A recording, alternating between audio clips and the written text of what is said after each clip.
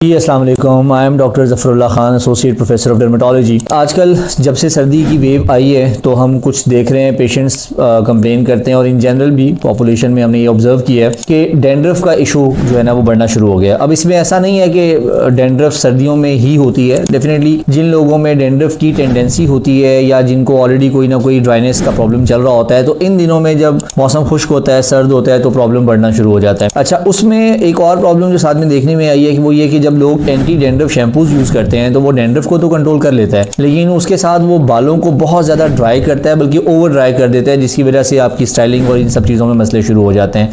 So for that particular purpose I would advise कि एक तो अगर आपने कोई strong anti dandruff shampoo use करना है तो उसके साथ कंडीशनर जरूर यूज करें। Kindly avoid all those anti dandruff shampoos which are available over the counter, because वो आपकी डैंड्रफ को तो कंट्रोल करते हैं लेकिन साथ में जो स्कैल्प है उसको आमतौर पर वो डैमेज करते हैं। So stay safe, stay healthy. Thank you very much.